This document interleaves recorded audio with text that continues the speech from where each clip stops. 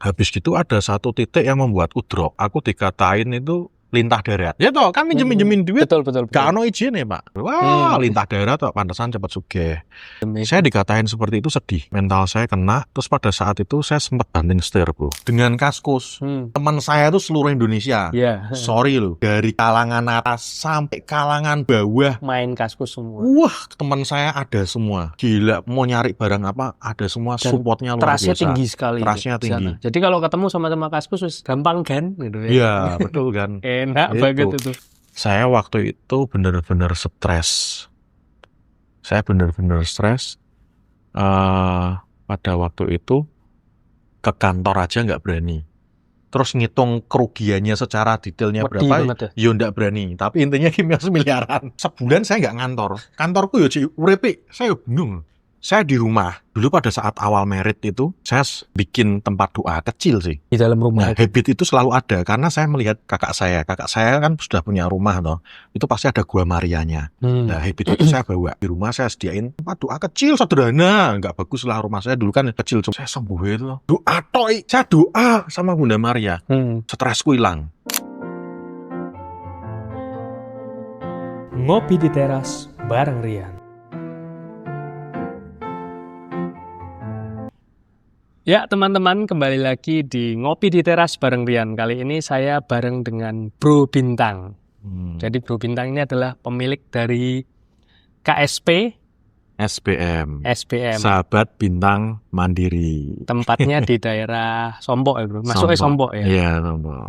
Nah, saat ini sendiri Bro Bintang itu kantornya ada di mana aja sih? Sekarang KSP ini ada 7 ya, ada 7 di Tegal, terus di Semarang, di Wirosari, Godong, Boyolali, Bandungan, dan di Jawa Barat ada 1 Subang. Selain KSP, kita juga punya pegadaian swasta. Untuk yang Sobat Gadai itu di Jawa Timur ada 1 di Nganjuk, lalu ada di Ambarawa, ada di Boyolali, di Bandungan, lalu ada di Subang, Jawa Barat, dan di Semarang ada 2. Kalau KSP saya Instagramnya @KSPSBM.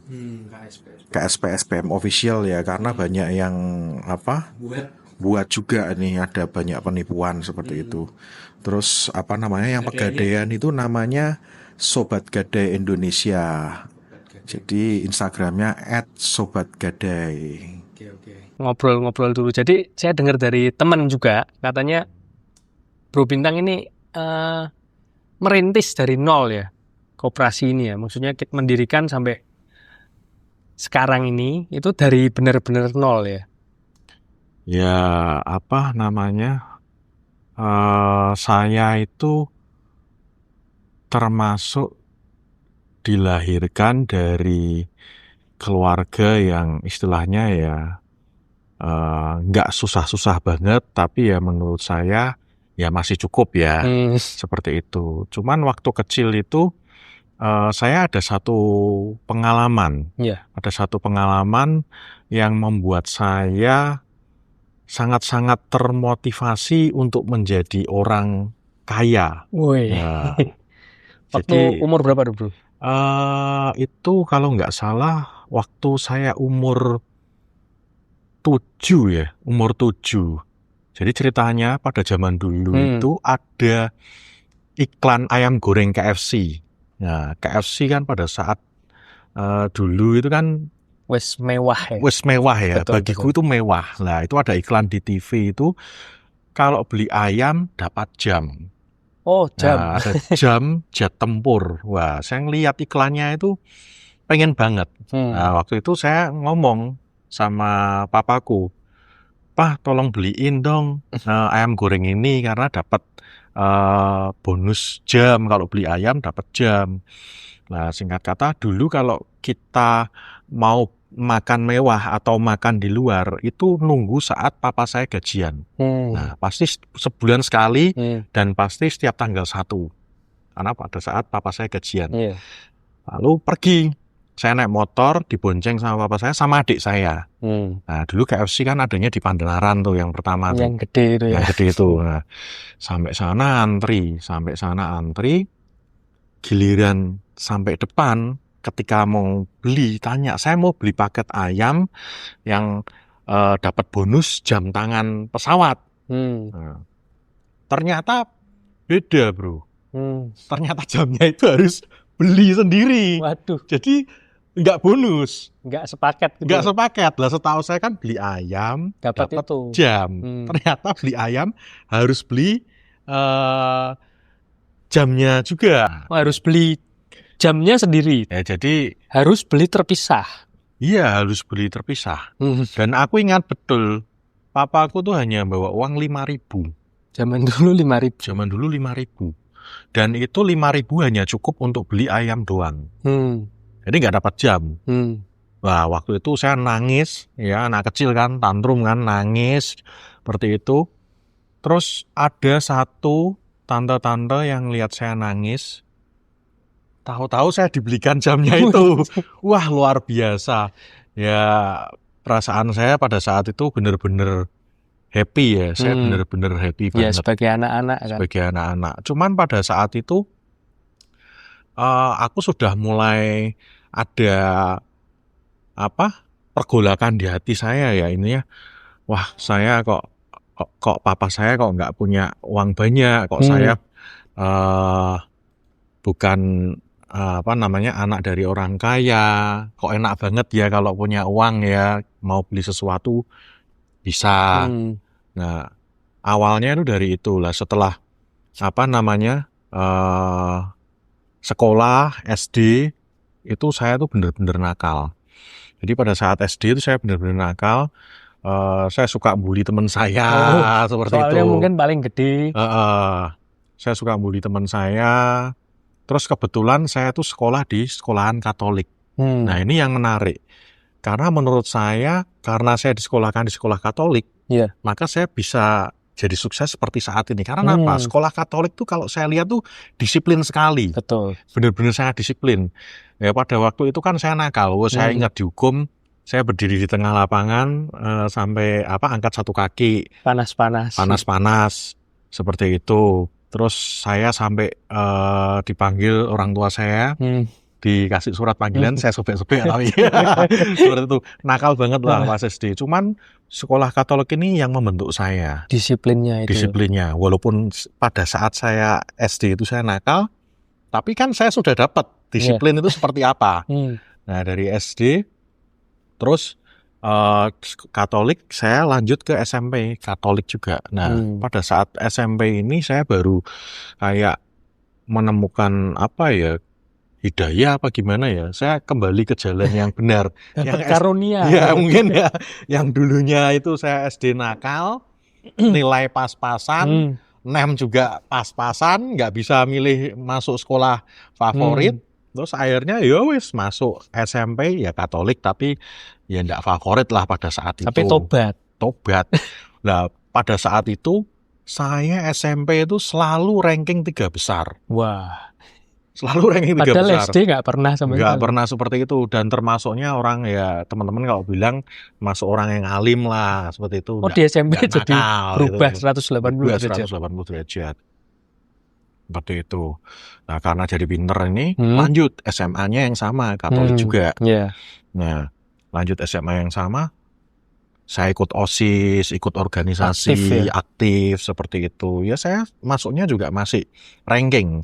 Tapi agak kendor. Kalau dulu 3 besar, ini sudah ada ada nakal-nakalnya dikit, bro. Nakal remaja. Nakal remaja. Makanya remaja saya itu kan masih pengen pacaran gitu ya, masih agak ya kendor gitulah. Tapi masih ranking 10 besar terus. 10 besar terus dan waktu itu kebetulan aku mau lanjutin kuliah itu di Unika. Dan kebetulan aku diterima lewat jalur prestasi PMDK. Nah, pada saat itu kan orang tua saya nggak punya dana untuk membiayai kuliah saya. Lah puji Tuhan saya diterima jalur prestasi, ya kan, tanpa Uang masuk lah ya. uang masuk lah seperti itu. Tapi kan SKS habis itu tetap Tetap bayar. Nah itu ajaibnya itu aku dibiayai sama omku, gitu loh. Jadi omku ini bantu aku bener-bener disupport untuk biaya kuliah, entah itu SKS, biaya buku, semua full disupport sampai saya itu lulus. Sampai lulus. Iya. Semester 5 saya tuh punya temen ya, termasuk salah satu anak orang kaya yang ada di Semarang lah. Nah teman saya itu punya pabrik sirup seperti itu.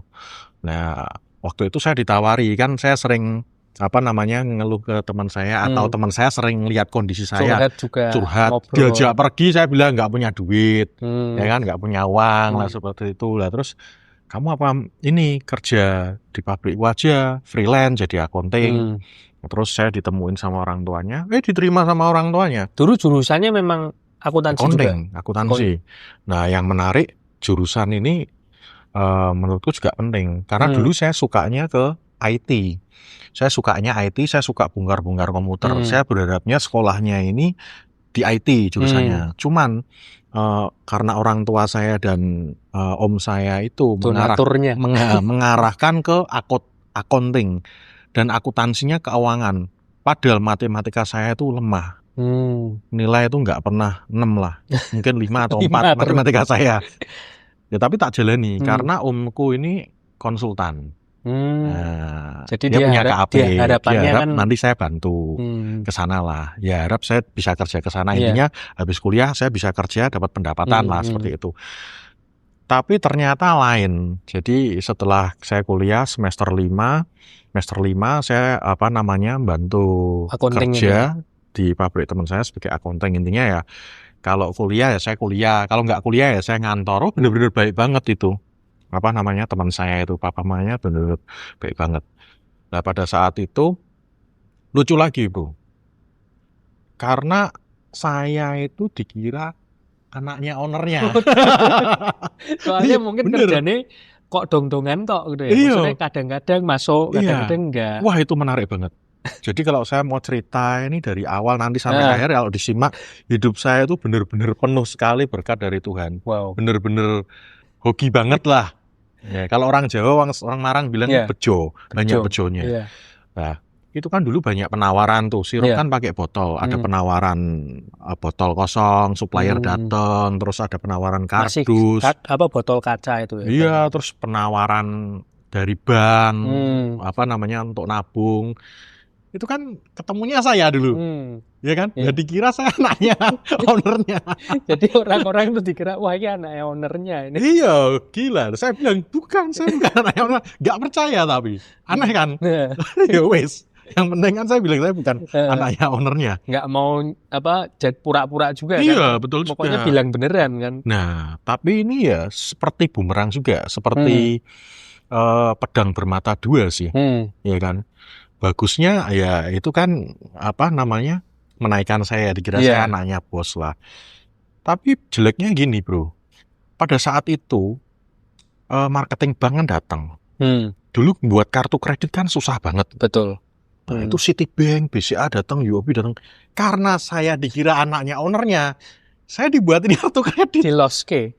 Iya. Loloskan. Iya, karena dulu itu bikin kartu kredit itu susah, tidak seperti sekarang. Iya, betul. Tahun 2000 berapa itu dulu? Masih panjang 2006. Prosesnya tuh. Susah loh. Survei dan sebagainya. Susah loh itu. Waktu itu aku dapat Citibank, gila loh itu Citibank. Limitnya masih ingat tuh berapa? Wah, itu ya nggak gede sih, tapi 8 cuman juta, 10 juta. Cuman kan lumayan, menurutku itu gila lah. Nggak disurvei, nggak apa-apa. Taunya saya anaknya langsung dikirimi. Iya, dikasih. Gila waktu itu. Nah, itu. Habis itu dapat kartu kredit. Yang namanya anak muda ya. Masih labil. Waduh. Setiap malam saya diajak pergi sama teman-teman. Yuk, kafe yang baru apa ini? Gesek. Diajak teman, yuk pergi ke Singapura yuk. Wah, gesek. Kendel jadi ini. Kendel. Kan nggak kerasa digesek. Kartu kreditku waktu itu limit Ya minim katakanlah 8 juta lah. Hmm. Aku punya 4 kartu kredit, 8 kali 4 berapa? Woi, zaman itu wis Kan gede. 32 juta, Bro. Hmm. Ya kan gede juga. Hmm. Nah, seperti itu. Nah, singkat cerita, aku juga punya pacar, ya salah pergaulan seperti itu, aku jatuh. Ya kan, waktu itu aku kerja pertama kali freelance itu, saya digaji itu hanya 500.000. Tapi Tahun kartu 2006 kreditnya hadiahnya limitnya limitnya sampai 32 juta. gile. Gaji saya pertama itu 500.000. Bisa bayar apa? Iya, nggak bisa bayar ujung-ujungnya. Waktu itu terus tagihannya numpuk. Ya, saya gali lubang tutup lubang. Terus akhirnya waktu itu saya nangis tuh. Waktu itu saya ingat saya nangis. Saya bingung ya kan masih muda, Itu umur masih 20-an posisi ya. kuliah berarti ya? Masih posisi kuliah.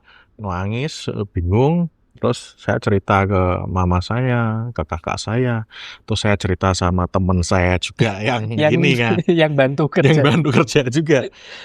Akhirnya singkat kata saya dibantu. Wah, bejone masih ada stoknya dong. Iya, saya dibantu mama saya, kakak saya. Dibantu. Ya tapi nggak bisa, tetap belum bisa lunas. Iya, terlalu gulung loh. Iya, ngurangi. Terus apa namanya?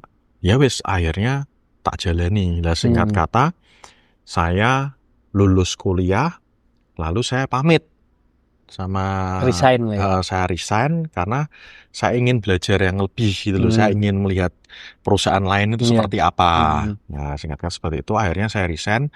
Saya kerja di perusahaan retail nasional terbesar ya pada saat itu. Seperti itu. Dan anehnya, ya ini hoki lagi. Stok bejonya masih ada lagi. Istilahnya kan saya Berkat dari fresh Tuhan. graduate ya. Susah biasanya. Nah, ketika saya di interview, saya ngomong, saya pernah kerja saat semester 5. Kerja di mana? Saya nyebut brandnya ini. Ownernya namanya ini ya, langsung tahu. Iya, lu saya kenal. Terus saya ditanyai, lah dulu kerjaanmu ngapain aja? Lah saya cerita toh. Saya gaji pegawai, saya ngurusin akun bank, macam-macam saya ceritain semua lah. Loh, berarti kamu sudah bisa semua? Iya. Langsung saya fresh graduate saat itu diterima langsung jadi kepala accounting. Gila nggak? Padahal baru lulus kuliah. Iya, baru lulus kuliah. Tapi pengalaman udah berapa tahun loh itu. Iya, karena ownernya juga saling kenal, tahu bisnisnya ini. Kayak rekomendasi. Kayak rekomendasi seperti itu. Wah gila, saya langsung jadi kepala accounting, fresh graduate. Di usia masih sangat muda loh itu. Nah, terus karena saya tuh punya tekad itu kuat sekali ya. Tekad saya kuat, intinya dari pengalaman saya yang tadi cerita ayam goreng itu, beli KFC, beli jam itu, saya ingin jadi orang kaya. Dan saya itu 5 bersaudara dan saya cowok sendiri. Nomor berapa, Bu? Saya nomor 4. Saya nomor 4. Terus orang tua saya tuh selalu mengajarkan, kamu harus punya rumah sendiri. Entah itu saya sebagai cowok ataupun anak cewek tuh juga sama. Tetap harus punya rumah sendiri. Lah pada waktu itu jelalah ya, puji Tuhan. Puji Tuhan, saya tuh punya pacar yang usianya lebih tua dari saya. Padahal lebih tuanya cuma setahun. Tapi itu benar-benar mengganggu isi kepalaku lah. Intinya aku harus segera mapan. Nah gila, waktu saya kerja disebut nama boleh nggak ya? Nggak apa-apa ya. Dulu saya kerja di PT Sri Ratu. Oh, di Sri Ratu. Jadi kepala keuangan. Nah seperti itu, kepala accounting lah. Gitu. Nah pada saat itu umurku masih berapa ya? 23 tahun. Ya masih lulus kuliah itu kan. Nah, saya jalan-jalan di dekat rumah orang tua saya itu ada perumahan kecil, ya. Ada spanduk itu iklan. DP 10 juta, miliki rumah ini. Kok gampang 10 juta langsung bisa dapat rumah. Nah, saya ternyata kan dulu waktu kerja freelance itu, gaji saya itu selalu utuh. Saya selalu saya tabung, simpen. Karena mama saya bilang, dah gaji ini harus utuh, harus kamu tabung. Kan masih ikut orang tua, Bro. Masih dikasih uang bensin, makan kan ya masih di rumah juga. Nunut semua lah. Nunut semua lah. Jadi gaji saya itu full, saya punya deposito itu waktu itu pas 10 juta. Gitu. Saya depositoin di banknya masih ada di depan SD Santo Yusuf. Oh iya. Bank Bumi Arta. Nah, saya depositoin di situ. 10 juta, ada iklan itu, langsung saya ambil sama mama saya. Ternyata unitnya sudah sold out semua. Oh, Wah, habis. gak sudah tuku rumah ki. Tapi saya ninggalin nomor handphone. Nah, setelah seminggu saya dihubungi, ada satu orang yang KPR-nya ditolak. Oh. Nah, terus saya ditawarin, mau nggak Pak? Wah, mau. Nah, saya ajuin KPR. Ajuin KPR itu juga gila. Kan kalau sekarang beda lah, Bang, bener-bener sudah ketat ya, dicek ya seperti itu. Dulu itu gila, sampai bisa approve. Padahal gaji saya itu pada saat itu 1,5 juta, bro. 1,5 juta tahun 2000 berapa ya? 17 mau 16. Dan itu cicilannya saat itu? Nah, cicilannya pada saat itu 1,4 juta. Waduh, 100.000. Cuma sisa 100.000. Tapi berkat yang namanya kekuatan cinta, bro. Karena kan tadi saya cerita, karena saya pacaran sama yang lebih tua setahun. Ya kan? Gak apa-apa, gajiku buat bayar KPR semua. Ya kan? Nah, pada saat itu otakku baru jalan. Kalau saya kerja di depan komputer aja, setiap bulan saya terima gaji, ya dapatnya segitu. Nggak ada lebih-lebih. Nggak ada lebihnya. Lah ini mau nggak mau, saya harus belajar ilmu marketing. Karena pada saat itu, aku itu ngomong seperti ini tuh nggak berani, takut. Berarti memang ngomong tuh nggak bisa. Nggak berani ya? Nggak berani. Ngomong tuh susah saya. Marketing profesi yang paling saya benci. Lebih baik di depan komputer. Iya. Nyaman. Iya, seperti itu. Nah, tapi kalau saya nggak mempelajari marketing ini, saya nggak bisa dapat pendapatan tambahan. Nah, waktu itu saya ingin belajar ilmu marketing. Caranya gimana yang gratis? Saya mikir, oh iya, ikut multi level MLM. Wah, ikut MLM itu kan diajari ilmu marketing gratis. Ikut apa pertama kali dulu, bro? Aku ingat itu ikut DBS. Duta Business School. Itu punyanya AA Gim. Oh, punyanya Hakim itu bisnis pulsa, bro. Nah, zaman dulu pulsa-pulsa itu ya masih server banyak. Itu awal mula kesuksesan saya itu justru dari itu. Dari MLM. Oh, gila. Tapi bukan rekrutnya ya, dari bisnisnya, ilmunya juga. Jadi pada waktu itu kan jualan pulsa lewat handphone server. Iya, betul. Cuan berapa sih? Cuman 500. 1.000, paling gede 1.000 gitu kan. Nah, anak buah saya yang di Siratu ini, itu Siratu tuh pegawainya banyak. Siratu kan dulu cabangnya banyak, di Kediri ada, Peterongan, Pemuda, terus di Pekalongan, kan banyak banget. Nah, tapi accounting-nya dan finance-nya itu di head office semua di Pemuda. Nah, itu satu ruangan itu bisa jadi downline semua. 130. Itu beli pulsa bukan downline. Oh, bukan beli downline. Pulsanya sama saya semua. Wah, lah beli pulsanya sama saya semua. Cuman yang menarik, Pak, saya kalau bayarnya pas gajian gimana, Pak? Nanti tak tambahin 10% wes, Pak. Wah, aku mikir, waduh, iya kasih apa enggak ya? Rata-rata pengambilan mereka dalam 1 bulan 200.000, ada yang 100.000. Wah, gede juga ya. 10% kan lumayan, 200.000 kan ya 20.000 lah. Ya aku cuma iseng-iseng, ya gitu. Ternyata banyak yang sistem itu akhirnya gede. Terus bilang, Pak, saya mau kredit handphone, bisa nggak Pak? Jadi nggak ngutangi pulsa lagi. Ada yang bilang, saya mau kredit handphone, bisa nggak Pak? Wah, pada waktu itu saya bingung. Kan duit di. Dulu belum musim-musim kayak ada apa namanya kredit itu belum banyak ya. Gitu. Nah, dulu kredit seperti kayak sekarang home credit, itu kan gampang banget, gampang menjamur sekarang. Dulu kan nggak bisa. Tapi ya ini berkat hokiku juga. Dulu kan saya dikasih kartu kredit. Saya kan punya kartu kredit itu. Senjata. Lah waktu itu saya punya ide, bisa. Dulu itu ada Global Teleshop. Kalau sekarang kan sudah nggak ada ya Global Teleshop. Iya. Pernah tahu nggak Global Teleshop? Pernah tahu Global Teleshop. Oke, beli HP bisa cicilan maksimal 12 kali. Wis. Saya punya kartu kredit, saya belikan di Global Teleshop. Cicilan 0% 12 kali, bro. Handphonenya aku kreditin ke teman-temanku kerja. Tak kasih bunga. Lumayan. Cuma gitu doang 0% tapi dapat bunga. Iya, gitu doang saat pertama. wah tambah banyak handphone. Pada waktu itu kan untuk apply kartu kredit pun kan juga susah masih waktu susah itu, sebenarnya. ya kan. Wah, melejit pada waktu itu. Singkat kata, saking ramenya ini modal gua habis. Kartu kreditnya limit. Limit lah habis loh. Iya. Habis. Hokiku juga nih. Hokinya habis juga. Iya. Terus aku cerita sama temanku, ya kayak cerita sama kamu lah. Habis gini sharing. bisnisku naik tapi modalku habis. Aku ngredit handphone. Oh, lah piye? Aku punya uang 20 juta nih. Temanku bilang gitu. Mau chip in. Kamu pinjem enggak apa-apa, pakai aja gitu. Yang bener. Iya enggak apa-apa, pakai aja. Oh ya udah. Tak kasih perjanjian tertulis bermeterai gitu doang lah. Tak kasih bunga teman saya. 20 juta masuk terus tak puterin lagi. Nah aku ngasih suratnya investasi itu kebetulan pas acara ulang tahunnya temanku. Kan rame-rame tuh satu kumpulan. Pas kumpul tak kasih suratnya nih. Lah temanku yang satunya, itu apa? Dilihat, disawut, dibuka. Duh kok enak banget perjanjian investasi. Waktu itu bunganya berapa bro? Wah waktu itu tinggi. Per bulan itu saya ngasih 2%. Oh 2% per bulan. Kan tinggi banget, impossible lah. Belum tahu soalnya ya, belum. Enggak, dan itu juga masuk juga. Karena kan karyawannya ya saya sendiri. Saya nggak punya karyawan. Gitu. One man show kok. Iya, aku ngasih bunga 2%, aku jualnya 4% kan ya masih dapat keuntungan 2%.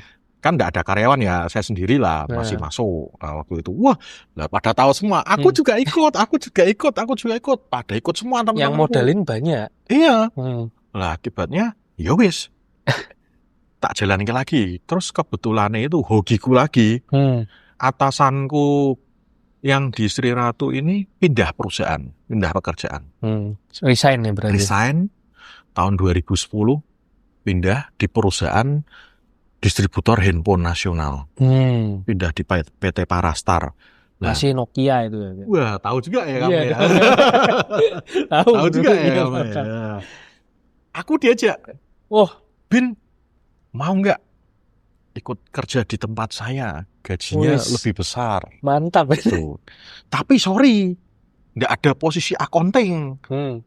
Pilihannya 2, audit atau logistik.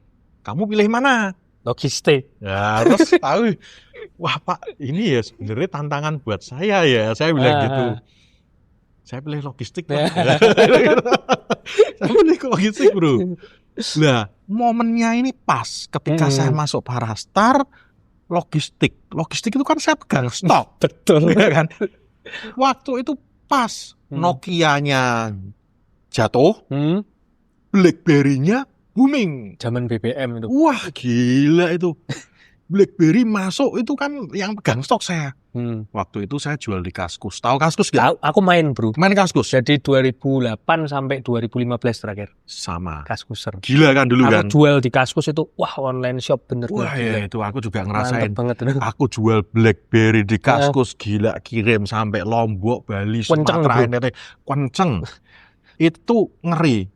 Dari saya yang nggak punya duit ya, itu saya bisa beli mobil pertamaku. Wih, gila. Dengan cara cash loh, nggak utang loh. Mantap banget. Saya ingat saya beli mobil pertamaku tuh Baleno tahun 2003 seharga 96 juta. Waktu itu saya bayar cash. Keren banget.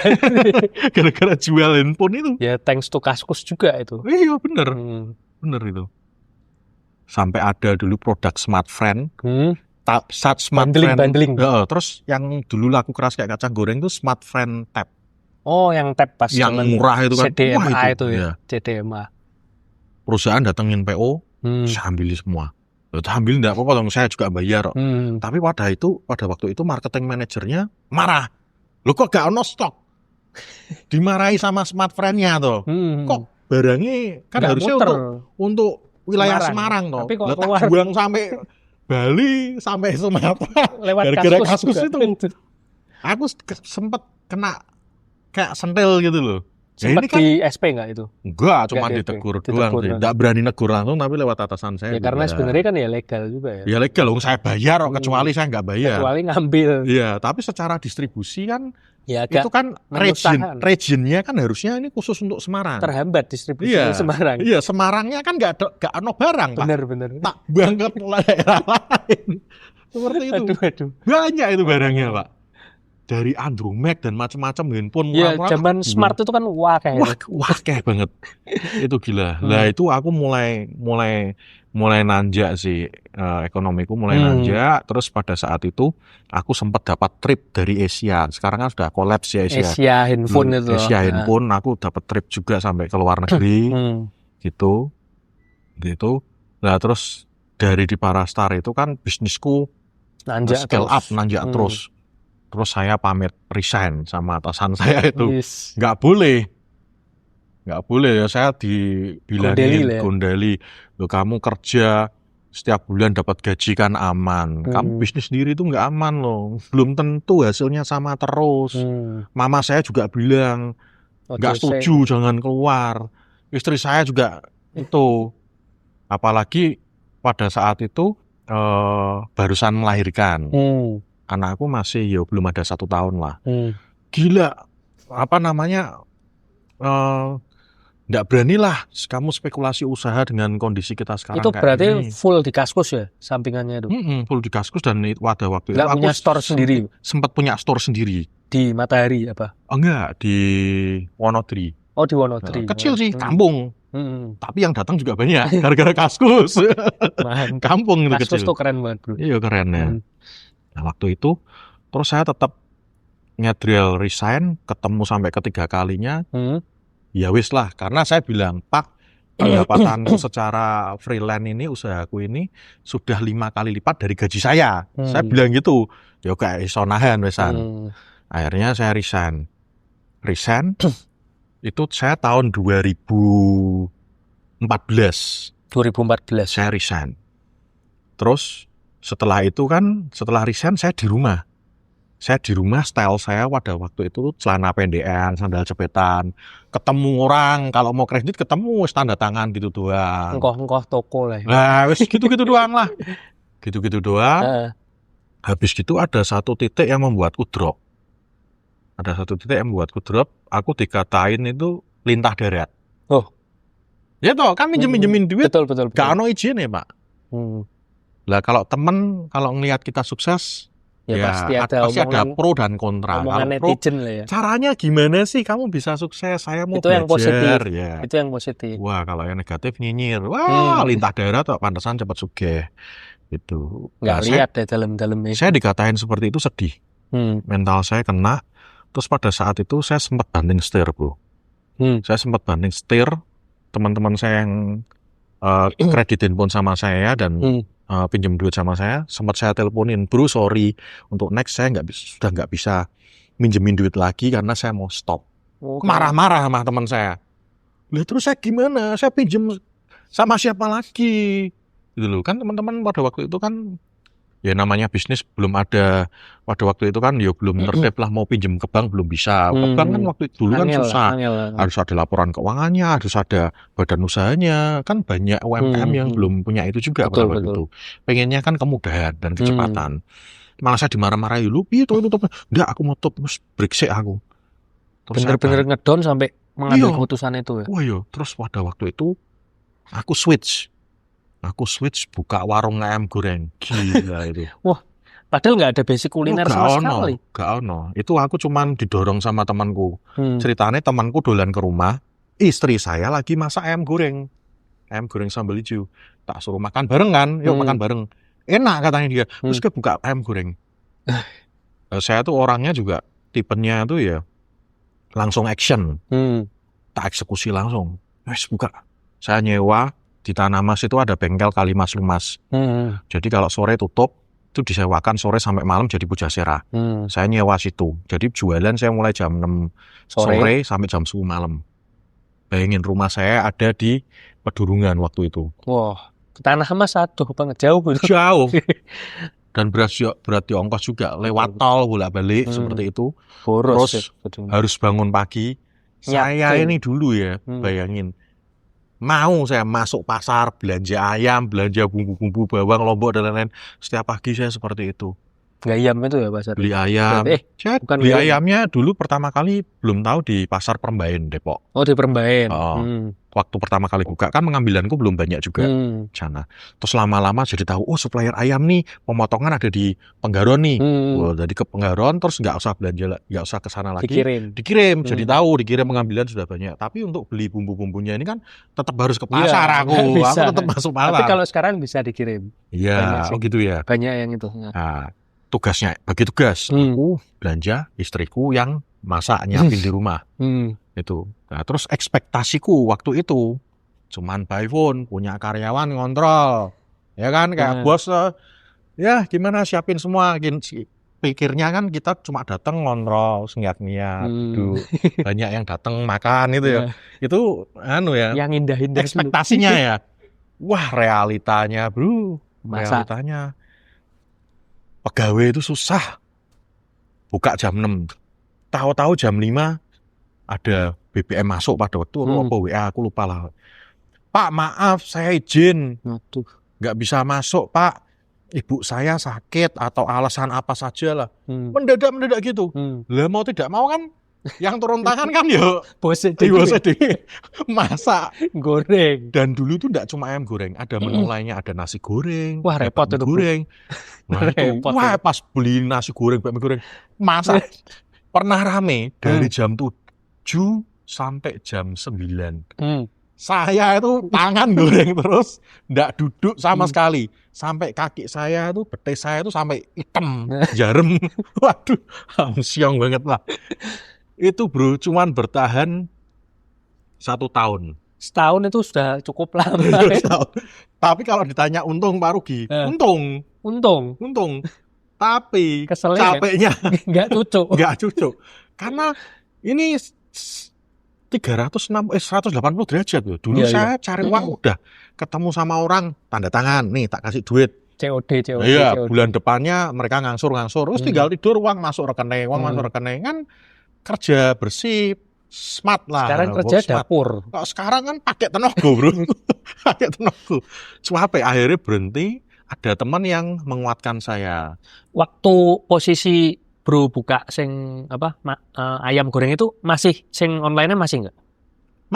Masih. Tapi kreditnya kan pada saat itu udah dihentikan. Tapi kan yang lama-lama tetap masih bayar kan.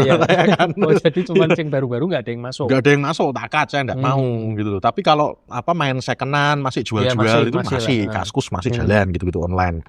Nah, pada waktu itu ada satu teman yang menguatkan saya. Kamu itu nggak lintah darat, itu tuh teman-teman yang nyinyir tuh seperti itu. Saya terus dikasih, pasti pernah tahu, lihat gambar suami istri, satu naik kuda, satu jalan. Oh iya, betul. Yang itu tuh. Pernah. Kamu jadi, kok jahat istri? Menurut orang nggak ada yang benar. Nggak ada yang benar. Kalau ngikuti omongannya sampai orang. Sampai akhirnya jarannya digendong. Ya makanya itu Bro. Kalau kita ngikutin omongannya orang, nggak ada habisnya Bro. Iya. Malah jadi edan dewi sebenarnya. Padahal yang jalanin kan kita. Betul. Dan untuk kita sendiri, bukan untuk orang lain. Saya diyakin kamu bukan lintah darat. Bank aja seperti itu. Kalau bank lintah darat itu sudah ditutup sama pemerintah, enggak boleh. Aku mikir, sing salah opo ya dia aku ya. Oh, sing salah iki aku belum punya izin. Aku berpikir gitu. Ya, naik level kan aku tambah dewasa. Oh, aku belum punya izin. Ya wis lah, izin opo ya? Pada waktu itu tuh aku sudah menggadang-gadang brandku tuh BSW Finance karena aku pengen jadi finance. Nah, tapi ketika ingin mengurus izin finance jadi PT, modal yang dibutuhkan tuh sangat gede banget.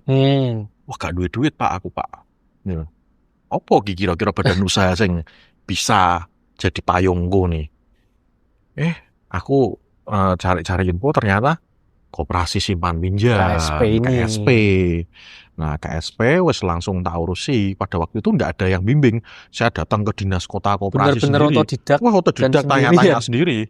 Tanya sendiri, tak jalani semua untuk bikin koperasi minimal kan harus ada 25 orang yang tergabung. Kumpul 25 baru bisa bikin koperasi.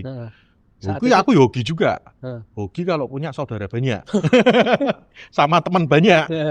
Aku minta tolong adikku, keluargaku, gabung terus semua teman-temanku tanda tangan kabeh buat akad pendirian koperasi ya, aku bilang gitu. Nanti kalau pas kumpul-kumpul di survei datang semua ya, aku bilang gitu.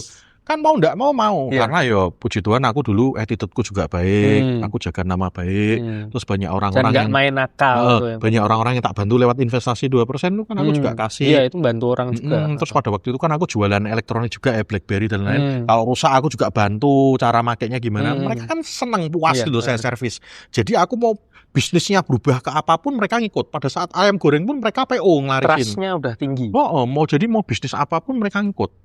Bisnis ayam goreng mereka ikut PO, ikut ngelarisin warungku pada saat itu. Terus saya jadi koperasi, mau jadi anggota koperasi langsung mau nabung. Nah terus kan bikin laporan keuangan dan lain-lain saya susah. Kebetulan ketemu orang yang mau bantu juga. Wah, singkat kata langsung jadi Pak. Itu jalan Tuhan bener ya bro. Nah, sejarahnya kalau mau ditanya tadi dari awal kok bisa bikin koperasi dari nol, seperti itu ceritanya. Keren. Dari Kaskus berarti ya? Iya, dari Kaskus. Itu berhenti Kaskus kapan bro? Berhenti Kaskus tuh mungkin saat tren kayaknya waktu gadget turun saya kayaknya. Kalau enggak saat Kaskus diakuisisi. Dibeli Jarum. Nah, saat Kaskus dibeli Jarum diakuisisi kayaknya tampilannya berubah. Aku juga terus ngerasa seperti itu. Banyak yang berubah lah. Bener kayak nggak di maintain beneran tuh. Aku sampai padahal Kaskus itu main komunitas bro. Aku dulu kan main komunitas di mana-mana ya. Itu kalau meet up tuh kepercayaannya sangat tinggi. Wah gila bro. Bener. Dengan Kaskus, teman saya tuh seluruh Indonesia. Sorry loh. Dari kalangan atas sampai kalangan bawah main Kaskus semua. Wah, teman saya ada semua. Gila, mau nyari barang apa ada semua. Dan supportnya luar biasa. Tinggi sekali. Trustnya tinggi. Jadi kalau ketemu sama Kaskus gampang kan gitu ya. Iya, betul kan. Enak banget itu. Ada yang namanya Rakber juga. Lah Rakber ini adalah yang menurut saya yang pencetus awal mula dari idenya si William Tanu untuk bikin Tokopedia. Iya, betul. Tapi Black Panda ya betul. Pernah pakai juga ya, pernah pakai lah Black Panda. Black Panda tuh ngeri sekali. Ya, tapi kasus juga ya, case juga ya. Iya, itu kasus juga. Jadi aku cuman nggak ngikuti, cuman ya itu Black Panda tuh bener-bener lumayan gede. Gede. Surabaya kayaknya itu ya. Aku ngerti. Semua transaksi pasti pakai dia. Tapi aku dulu Rekber nggak sempat pakai dia sih. Jadi banyakan lebih ke langsung. Dan itu trustnya tinggi. Aku sampai buat pre-order celana pernah. Terus jual laptop bekas dulu kenceng banget bro. Gampang banget gitu. Gampang ya. Enak. Dan nyari apa-apa kayaknya di Kaskus. Sedikit-dikit soalnya dulu kan belum zaman Tokopedia, Shopee belum. Betul. Jadi kenceng banget rasanya. Kayaknya cari duit dulu tuh gampang banget ya. Di Kaskus enak banget rasanya. Sekarang sudah terlalu padat ya kayaknya. Banyak online shop itu kalau kita mau buang-buang elektronik nggak segampang dulu ya. Iya, betul. Dulu trustnya juga aku COD di mana itu loh, ketemu kok orang loh, ya percaya banget. Yuk ketemu di mall mana, serahin barang, cek, jadi duit. Siapa titip jualin pun second, gampang banget rasanya. Sekarang betul. Sekarang nggak tahu sih, karena nggak menjalani.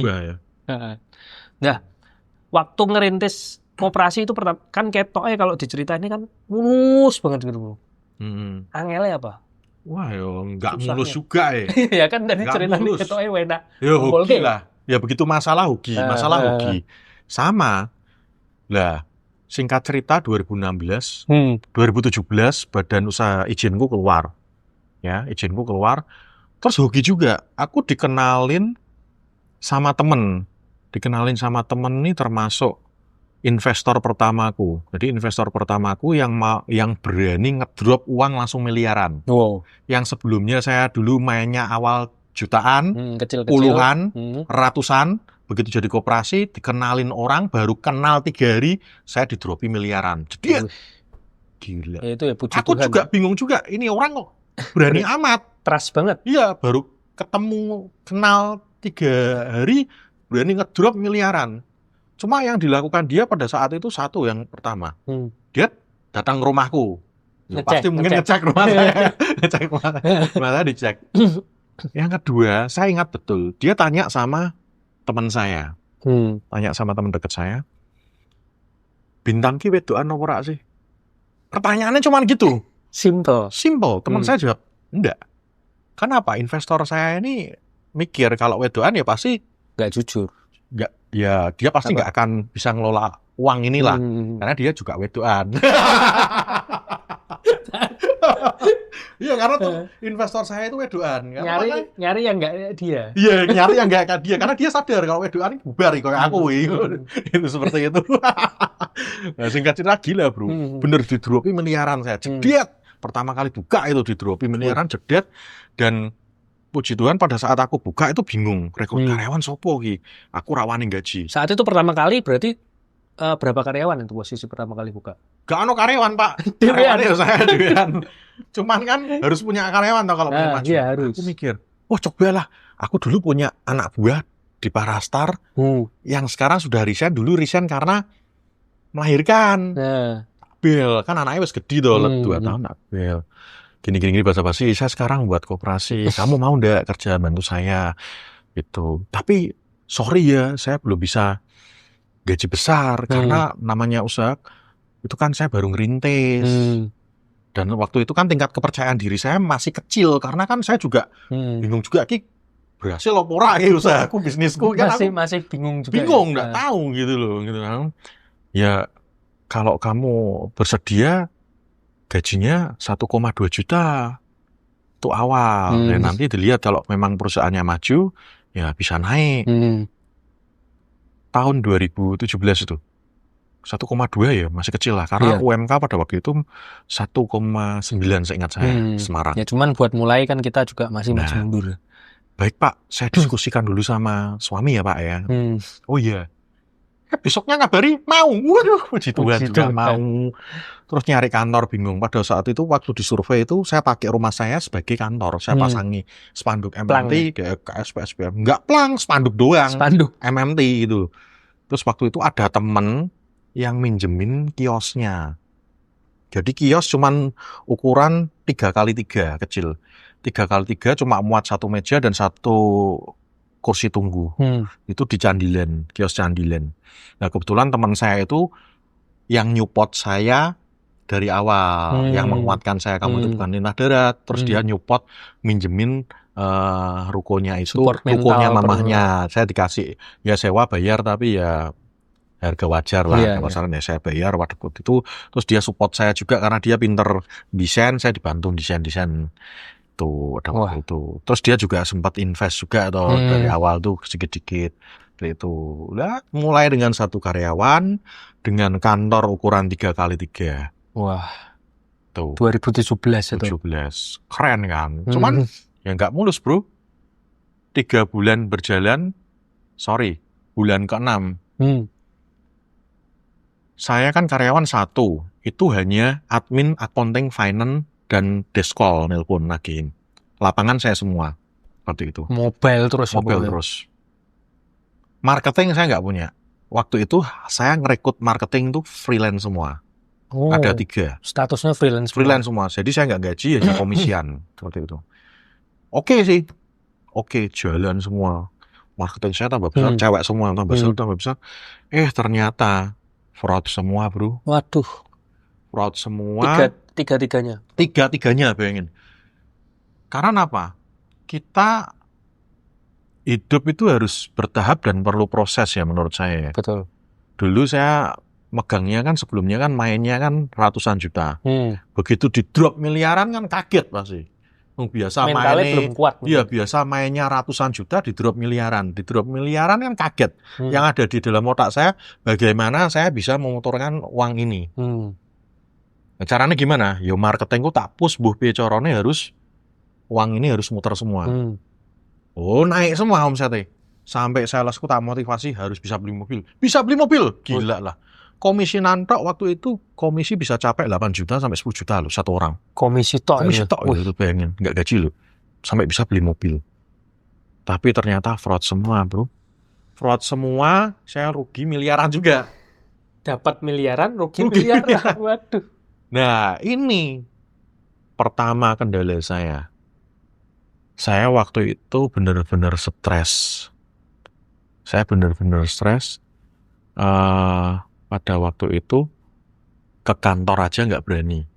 Terus ngitung kerugiannya secara detailnya berapa, ya nggak berani. Tapi intinya kimia miliaran, gitu loh. Terus takut sama angka dulu ya. Investor saya, puji Tuhan bijaksana ya. bijaksana ya, bukan baik, ya baik dan bijaksana. Dia tidak menyalahkan saya. Kan saya nggak makan uangnya, Iya. yang makan kan marketing Nah. saya. Ya cuman kan saya juga merasa bersalah karena kan controllingku gimana. Iya. Karena pasti ada yang salah nih. Karena kan saya basic kerja bank aja nggak punya. Saya mendirikan koperasi otodidak. Semua saya lakukan dengan otodidak semua. Lah ternyata kejadian kok ngene. Ini berarti pelajaran berharga. Investor pun cuma bilang, "Dah tak suntik lagi, tak injek lagi." Bilang gitu. Lah saya pusing. Wah, cuma injek lagi. Lah aku tambah berat tuh, pusing untuk bayari bunganya meneh toh ya.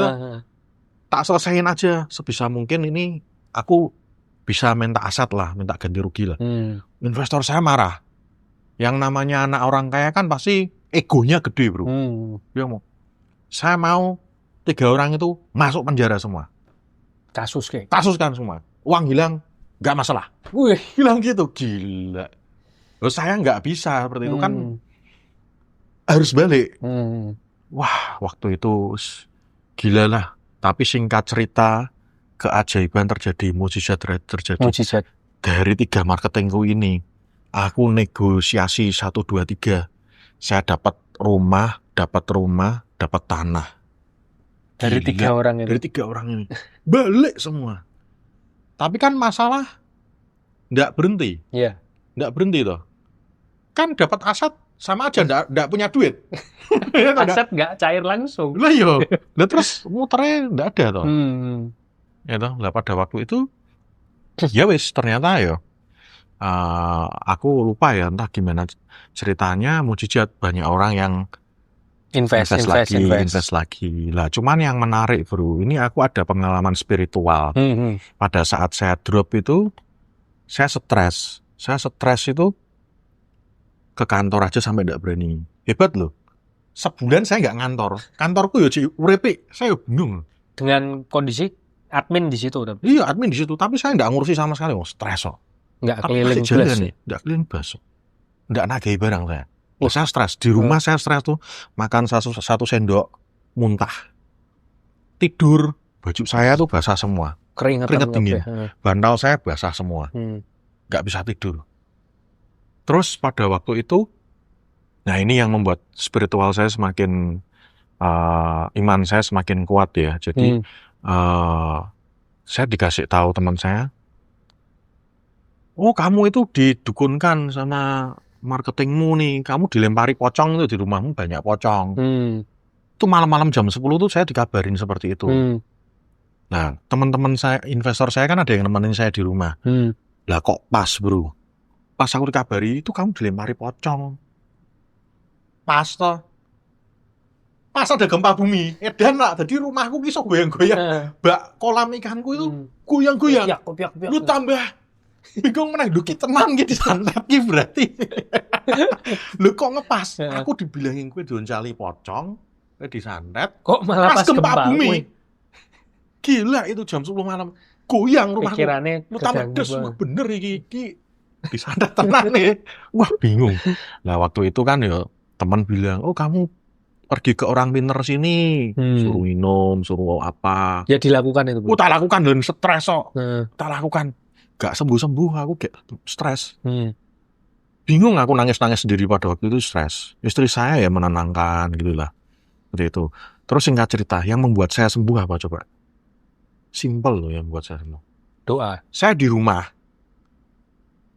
Dulu pada saat awal merit itu, saya bikin tempat doa kecil sih.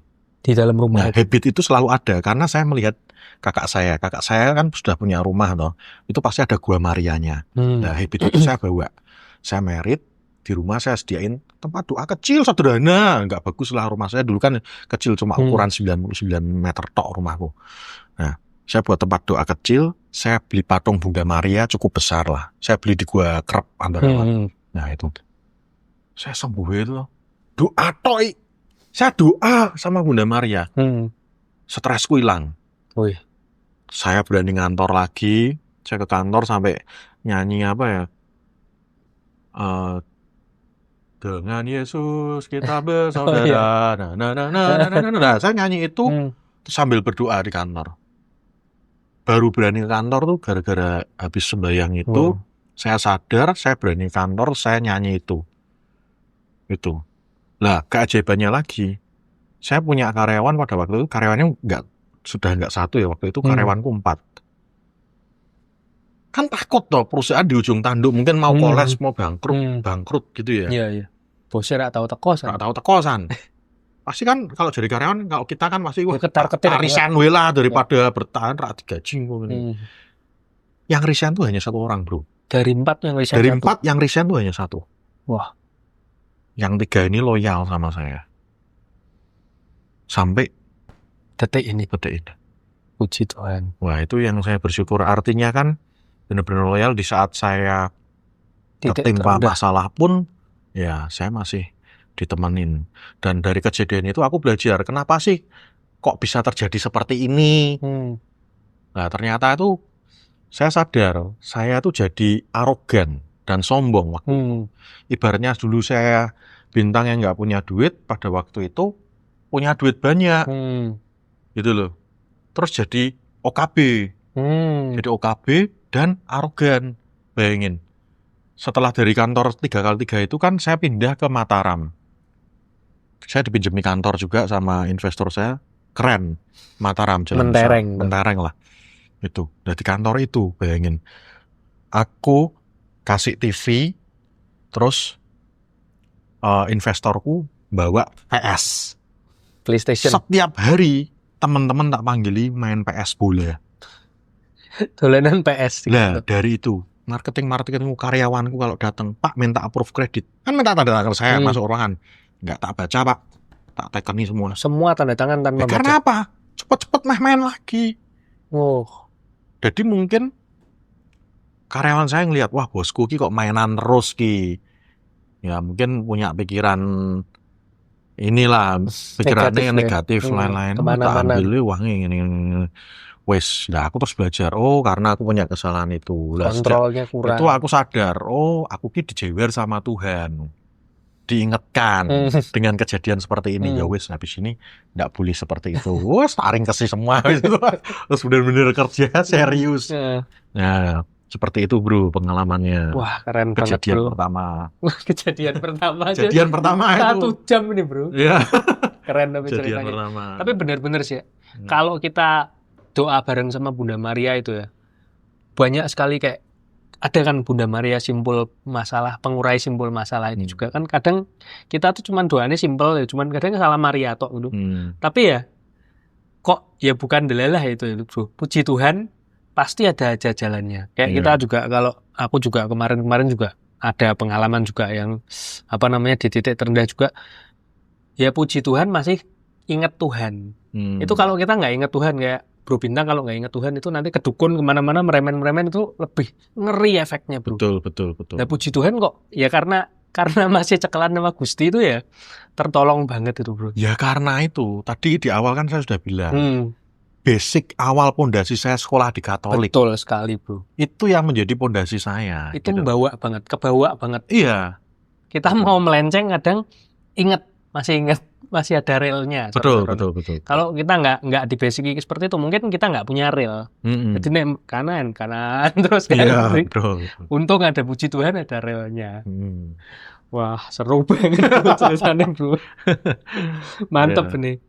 Terus kalau tadi kan udah ngomong ke spiritualitas lah. Transformasi dari Bro Bintang itu mungkin nggak dulu pertama kali orang yang kerja keras, hard working. Terus sudah di titik yang lumayan enak tuh, terus main PS terus itu kan lepas kontrol ya caranya, sama kontrol. Ada kesombongan. Ya, betul. Terus mulai bertransformasi ke Bro Bintang yang sekarang tuh gimana ceritanya? Wah ceritanya itu juga panjang juga itu. Gak apa-apa. Ya jadi saya tuh tipenya tuh learning by doing. Ya saya jujur saya nggak suka baca buku. Saya sukanya kalau belajar tuh langsung gini, ketemu langsung, interaksi, ngobrol, eksekusi dulu. Yang penting jalan dulu, ya, dievaluasi. Seperti Indonesia. Kalau Indonesia enggak gitu, enggak merdeka. Soekarno bilang, yang penting kan proklamasi, dalam tempo sesingkat-singkatnya, Terus segala sesuatu itu diatur belakangan. Pak Bener. Karno kan juga bilang gitu. Iya, Kalau iya. enggak merdeka, Pak. Itu kebanyakan teori, enggak action. Saya tipenya tuh learning Action by dulu. doing, action dulu. Wes ono salah apa perbaiki, seperti itu. Nah, pada saat itu eh, menurutku kita sebagai pengusaha, ya kan, atau sebagai pribadi lah, kita itu harus punya mentor. Mentor. Entah itu mentor atau coach, ataupun senior, yang orang lebih senior yang membimbing kita. Menurut saya ya, saya dulu lebih banyak bergaul dengan senior-senior, ya, yang lebih tua daripada saya, yang pengalamannya lebih banyak daripada saya. Justru kumpulan saya itu banyak yang yang lebih senior, engkau gitu. Dan saya itu kalau ketemu dengan mereka, saya pasti seperti gelas kosong. Saya pasti rendah diri. Misalnya diajak ngomong keuangan yang harusnya saya pinter, saya tahu bidang saya pura-pura nggak tahu, saya pura-pura bodoh. Pengen menimba. Ya, karena sudut pandang orang itu kan pasti sendiri-sendiri, masing-masing. Dan saya sudah membuktikan, pasti kita bisa mendapatkan sesuatu dari ngobrol dari pribadi yang berbeda-beda ini. Seperti itu. Jadi senior-senior ini juga senang kalau ketemu saya, karena saya adalah pendengar yang baik. Ya gitu loh. Ya kan? Seneng ngomong karena didengarkan juga. Iya, kebanyakan orang yang sudah senior, orang yang sudah mapan, mereka ini banyak waktu, punya kebebasan waktu. Cuma dari sisi friend, dari sisi temen, itu mereka jarang, kesepian mereka. Nah, kadang kalau ketemu saya suruh nemenin, ya wes tak temenin. Merasa ditemani ya? Iya, tapi kan saya nggak buang-buang waktu. Dapat ilmu nih. Produktif, saya nemenin tapi saya bisa ngorek, saya dapat ilmu. Gitu loh. Nah, dari itu kebijaksanaan saya mulai tumbuh. Terus pengalaman saya mulai tumbuh. Terus yang berikutnya, yang menurut saya yang benar-benar mengubah saya yang mengubah saya itu adalah networking. Kamu pengen sukses, ya pasti kalau saya 100% dari networking. Karena menurut saya networking ini bisa merubah dari orang tidak punya menjadi orang yang sangat luar biasa, orang yang sangat kaya. Karena saya berangkat dari nol, sampai saat ini pun kan saya disupport berkat networking. Dari teman-teman saya, berkat dari networking. Bayangin nggak punya modal nol sama sekali kok. Dari teman-teman saya semua. Karena dari networking, sangat luar biasa. Networking ini sangat powerful. Jadi saya ikut komunitas seperti itu. Komunitas apa saja saya ikut, tentunya komunitas yang positif. Yang positif lah ya. Seperti itu. Wah, berarti memang bergaul itu penting sekali ya. Penting. Bergaul apalagi dengan yang berisi dan kita ngosongin gelas. Iya. Banyak seperti itu ya. Memang saya pun juga buat podcast ini tuh bro. Itu saya banyak sekali dapat sudut pandang ya. Kayak Bro Bintang ngobrol dengan senior-senior. Begitupun saya ngobrol dengan berbagai macam narasumber. Saya nggak lihat orangnya harus misalnya followernya jutaan, enggak. Tapi saya lebih seneng pokoknya orang yang mau sharing. Orang yang mau sharing saya tuh terisi. Jadi memang ya kayak Bro Bintang mungkin sedikit banyak ada kesamaan lah. Dengan kita jadi gelas kosong itu kita terisi banyak sudut pandang dan kebijaksanaan itu. Iya betul. Jadi saya tuh senang sharing. Ya saya punya prinsip hidup. Dalam hidup saya tuh harus bisa punya impact. Betul banget. Jadi saya harus berimpact nih, harus punya dampak bagi orang lain. Karena saya sudah pernah merasain, jadi orang nggak punya duit itu rasanya kayak apa. Terus kalau saat ditolong itu rasanya itu senengnya kayak apa, feel-nya itu seperti apa. Nah makanya ini saya juga ingin sharing, membagikan ke orang lain. Mantap banget. Ya kan? Iya. Seperti itu. Tapi memang kita harus banyak berbagi, nggak usah nunggu diberi. Karena semakin kita banyak berbagi ya, semakin Tuhan juga memberi kita banyak lewat manapun itu, nggak cuma materi. Betul bro. Karena ya pernah ada yang ngobrol narasumber juga itu masih saudara sama saya kan bilang, kamu nggak harus nunggu kaya untuk berbagi. Ya orang kaya itu orang yang bisa berbagi. Nggak mesti dari materi, cuman kamu berbagi ilmu, berbagi pengalaman, berbagi sharing juga itu udah kaya. Jadi kan bukan materi. Menarik, betul juga, Bro. Hmm. Tapi alangkah baiknya jika kamu menjadi orang kaya dulu. Betul itu sekali. Akan sangat memudahkan sekali. Lebih banyak berbagi. Nah, Keren banget, Bro. Seandainya saya belum mapan, belum settle, pasti Bro Rian saat ini nggak bisa podcast sama saya. Saya pasti sibuk kerja, Bro. Bener nggak, Bro? Waktunya lebih banyak. Iya kan? Saya pasti cari uang. Kan seperti itu. Iya. Tujuannya harus menjadi kaya dulu. Setelah kaya baru bisa berbagi. Tapi tidak harus. Ya kan? Tidak wajib. Tapi alangkah baiknya. Lebih enak privilege-nya. Ya, seperti itu. Wah, keren. Dapat sudut pandang baru saya. Iya. Keren. Terus kalau Bro Bintang sendiri mungkin ada yang mau disampaikan buat teman-teman di sini? Apa ya? Yang mau sampaikan simple sih, ya. Kita setiap orang itu kan pasti punya ego masing-masing. Kita semua pasti pengen sukses, kita semua pasti pengen punya uang banyak, pengen jadi orang kaya, pengennya kalau buka usaha pasti sukses, lancar, pengennya kalau kerja jadi karyawan naik gaji, sukses, jalan-jalan luar negeri, seperti itu. Itu semua bisa, gitu loh, dan possible, semua itu bisa terjadi, gitu loh. Tapi yang harus kita sadari, semua itu perlu proses. Seperti tadi yang saya ceritakan dari awal sampai akhir. Untuk menjadi saya saat sekarang ini, kan nggak langsung. Prosesnya panjang sekali. Dan banyak jatuh bangunnya. Naik turunnya. Nah, ini yang paling penting. Harus punya konsistensi dan persistensi. Gitu loh. Konsisten tok itu juga nggak cukup. Tapi ketika kita jatuh, kita harus memutuskan berani bangkit. Harus kuat. Gitu loh. Ketika kita jatuh, kita memutuskan untuk bangkit. Nah, itu adalah kekuatan yang sungguh luar biasa. Kalau saya dulu ketika kena fraud, miliaran, saya stres, nggak berani bangkit. Selesai. Cerita sudah selesai. Iya, betul. Kan saya memutuskan untuk bangkit. Gitu loh. Mau berusaha dan bangkit. Semua itu perlu proses. Konsisten dan persisten. Ya. Mantap banget. Thank you banget, Bro, sharingnya.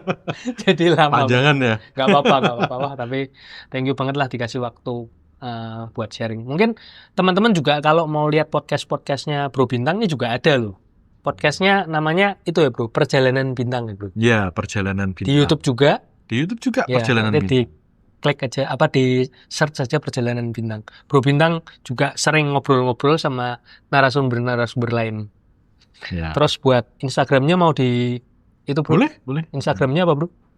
Bintang SW3833 atau ketik nama lengkap saya Bintang Susanto Wahyudi. Wah, keren banget. Thank you banget buat teman-teman. Jangan lupa di subscribe, like, dan komen-komen. Apalagi kalau kamu kenal dengan Bro Bintang ini. Thank you banget, Bro. Thank you. Waktunya. Ya, sama-sama.